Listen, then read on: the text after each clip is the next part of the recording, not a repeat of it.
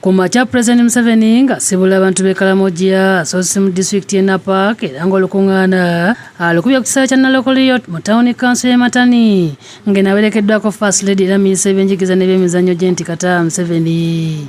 Omubaka omukyalo wa district y'e Napak annyonnyodde Pulezidenti nti kasita n'abakakasa nti Karamoja teriddamu kubeera mu butabanguko ekyo kibamala okwongera okumuwa akalulu. He has also made the commitment to maintain peace. He has also made the commitment towards free education. You heard when our people related when he said there will be free education. Yaba Jeneti bw'abadde asabira President Museveni akalulu asabira abantu b'e Karamoja okutwala obuvunaanyizibwa nga beetaba mu kukuuma ebyo ebituukiddwako.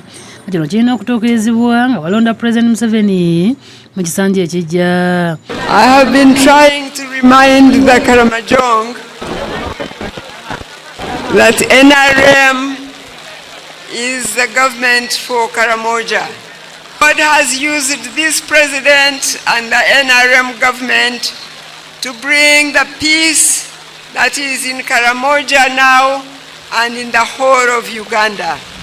So all Ugandan adults have a responsibility to protect this peace and unity for the continuation of development of Uganda and take a qualitative leap to the transformation of Uganda. All of you, please remember, we all have the responsibility to vote for this president and all the NRM leaders. Museveni ayongedde n'abagumya nti Karamoja teriddamu kutabanguka kubanga emmundu zonna ezaali zivaako obuzibu baazijja ku bantu mu byalo. I want to thank everybody who was involved in supporting that disarmament.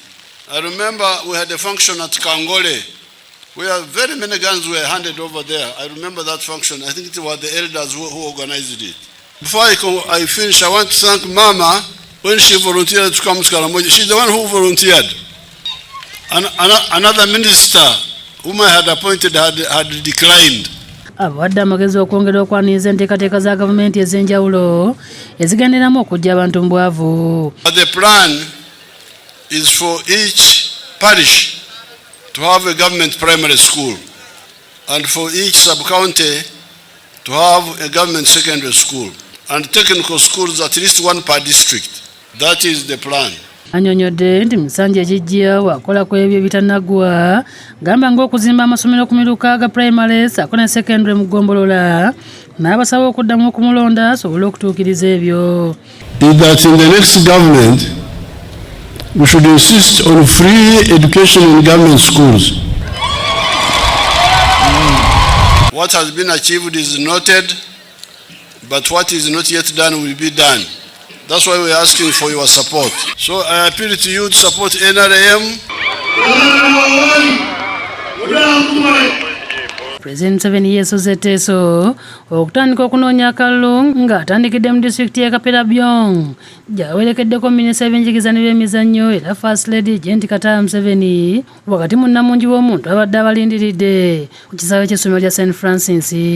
Akyomedde abakozi ba gavumenti ez'ebitundu okukomya okuddira ssente ezibaweebwa okuddaabiriza n'okukuuma enguudo ate okukola enguudo empya ekireka eggwanga nga likaaba olw'okubula enguudo ennamu buli kaseera. Abakulembeze mu bitundu bya Teso nga bakulembeddwamu minisita omubeezi w'ebyenguudo Musa Echweru baakasizza nga bagenda okuyira President Museveni akalulu. We want to vote for the president in Teso and our calculation is that it should be above 90 this time.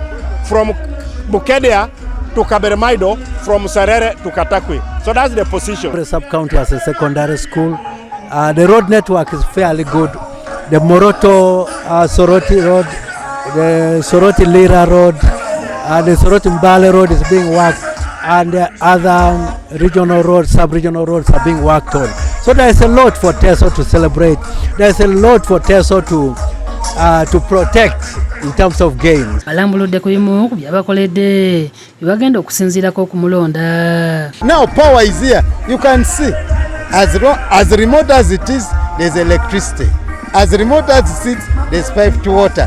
As remote as it is, there's road network which is able to move from Soroti city up this part of Danzikiriza nti ebyo byonna ebituukiddwako twetaaga tubikuume naye tetujja kusobola kubikuuma ng'ate gavumenti ya Pulezidenti Museveni asobola alaze obusobozi obw'okukuuma ebintu ebyo ng'ate tetumuwadde mukisa ogwo. N'olwekyo nsaba bannayuganda twongere okuwa Pulezidenti Museveni omukisa ayongere okutwala eggwanga lino mu maaso n'okukuuma ebyo bye tutuuseeko ate n'okusobola okulaba nga Robina Nantale, Aida Nakazi ne Shamshad Nalujja ne bakusakidde eggulu lino ku lwa Bukedde TV.